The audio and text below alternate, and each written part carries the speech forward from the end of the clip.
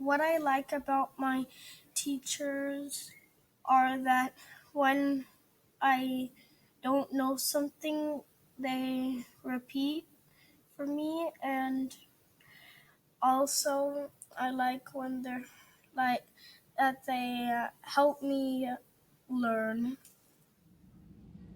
Dear ladies and gentlemen, appreciated instructional assistants, you are doing great. Please try to focus on the positives, although it might not seem easy sometimes. You are doing the best you can. It's not you.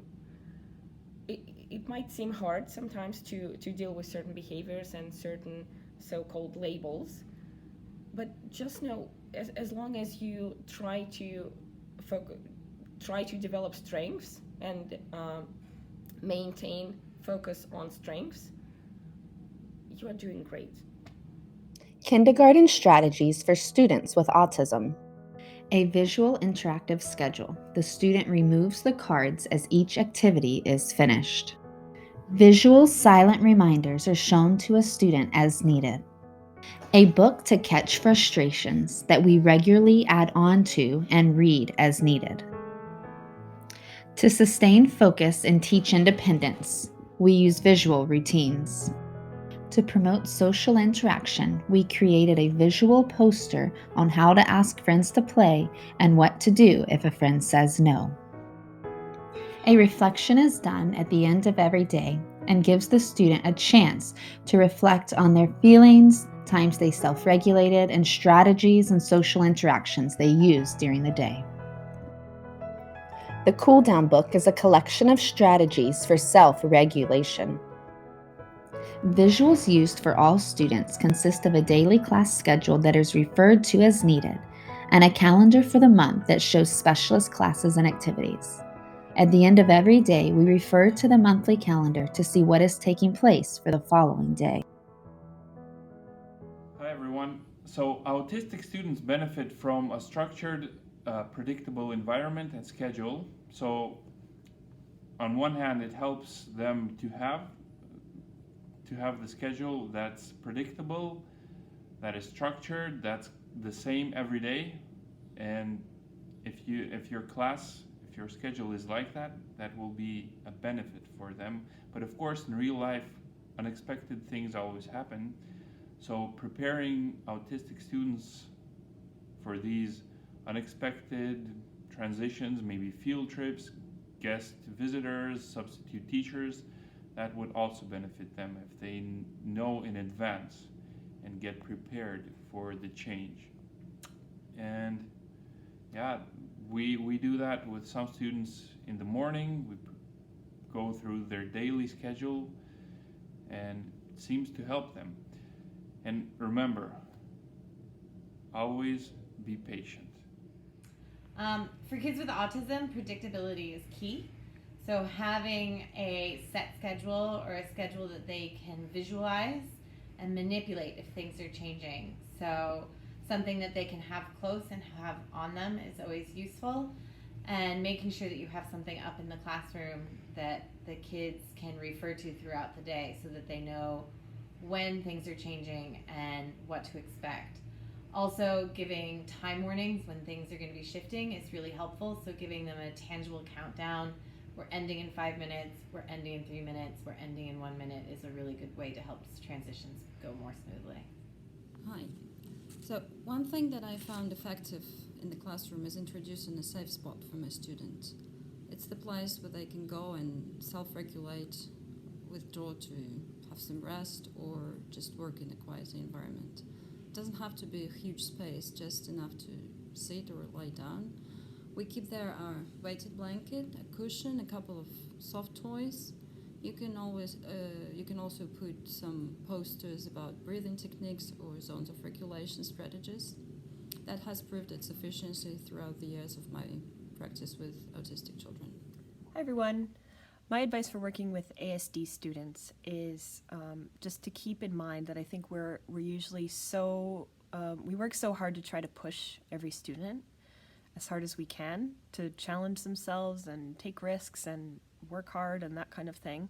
And that's really good, but we also need to remember that with ASD kids, sometimes we just need to back off and give them some space and give them some extra time. And that sometimes it's okay if they're not, putting in 150%, that they just need some space. And we should try to respect that, whether it be with something academic that they're trying to do or whether it's something social, talking to people, making eye contact, whatever it is that we're trying to get them to work on.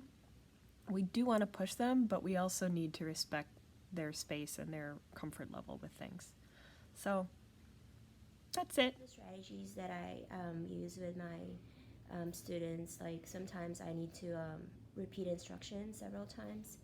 Also, I've used pictures a lot, so using simple language, and make sure that I give them time to process information or instructions that I give them. One thing I have learned working with autism in my classroom is that there are always going to be factors that are out of my control.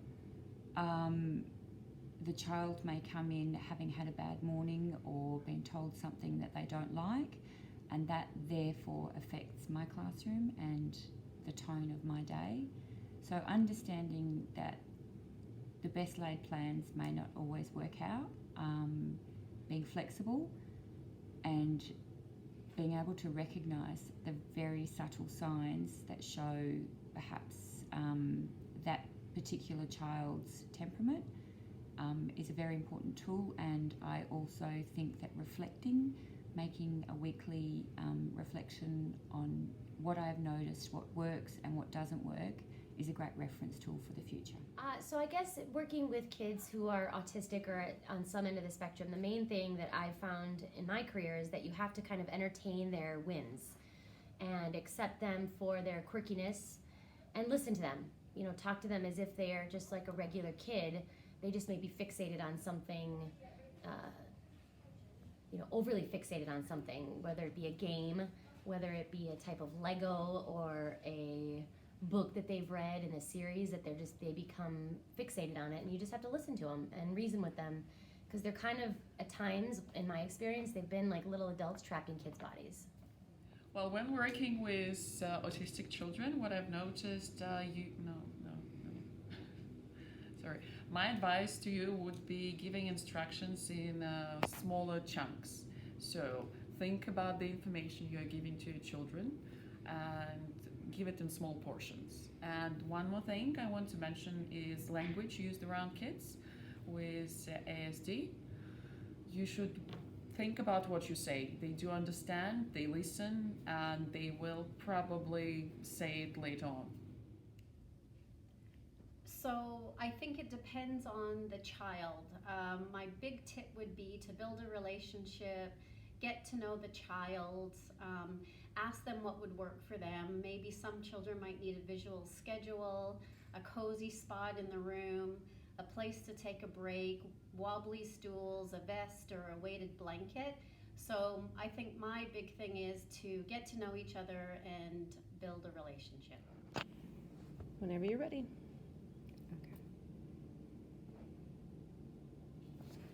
Yeah, I'm ready. Okay. Start? Yes. So one thing that I've learned over this 1 year, few months that I've been working, that it's very important for these children. In fact, it's important for all children, but because these kids are special, they need a lot of motivation and encouragement. So positive words, time and again, that they would want to hear is something that will keep their level of motivation going up, and to keep up with the pressure, because the environment around for them is very overwhelming, which we might not realize, but they are dealing with a lot of anxiety within themselves. So to keep it as low as possible, positive use of positive words all the time is very important with these kids. All right. So over my career, I've had a few students with autistic disorder in my class, and always in early years. What I've found is two things. It's very important to create a relationship with them, but be patient in creating it, because they don't always know what they like or what they don't like or their needs. So for example, in early years, we're very prone to physical touch with students, and I discovered it doesn't always work with autistic kids, and they don't always respond to it. And so really be patient in knowing how far you can, go, and if they want to hold your hand, or if they will respond to a touch only, they can see it happening, or if you ask for it before. I've used also lots of visual clues and cues, social stories. So there's apps on the iPad to do a schedule, or also consequences of behaviors, that if you have pictures of them doing the behavior and what happens after, it allows them to learn empathy, which is something that they struggle with. Another tip that I've learned is also making the other students in the class realize the need of a student, and also be empathetic to the different behavior that student might have, that the students understand it's not a choice the student is making, but it's a behavior that the student cannot always help doing. And so, providing that learning for the other students on, okay, this might happen, and if that happened, then this is how you can help your friend in the class. So this is really like the little takeaways I have for you today. I would advise to IAs to not be afraid of our kids. They're just children, and yes, they have some difficulties, but they're children, so let's don't forget about that, and let's just treat them normally.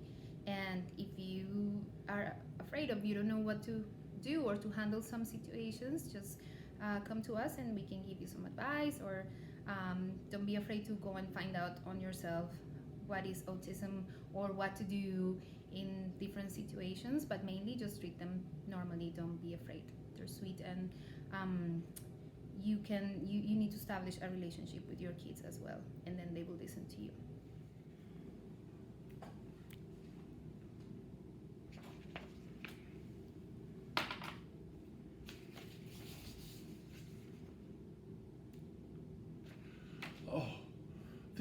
We were supposed to do silent reading right now. There's no silent reading. I love silent reading. What are we going to do? What are we going to do? I hate it when we change routines. I can't handle that.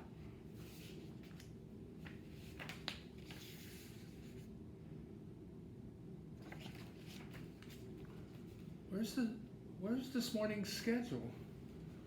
Come on, where's the schedule? I need to know what's coming next. I like it when I know what's coming next. It really helps me have a really good day. I think I'm going to have a really bad day. I don't know what we're going to do today.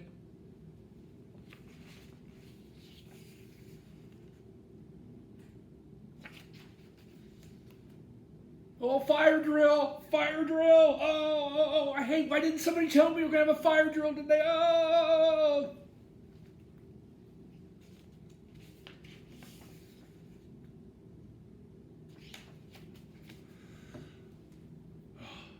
I really don't like it when my teacher talks. Just talk. There's nothing to kind of touch, no cutting. There's nothing to do but just to listen. I like to be active. I like to do things, get up, move around.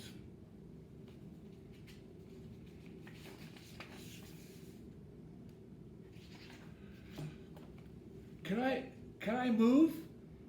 No, I can't move. I want to go over and sit in the chair over there, the different wobbly chair. I want that blue thing to sit on. I really like that. They let me do it in OT. They should let me do it in the classroom too.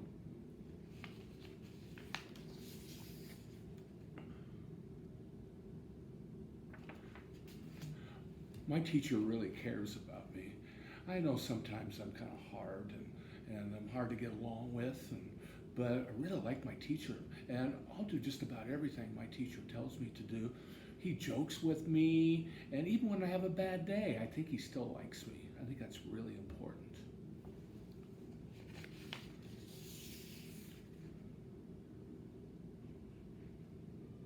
Have a great day.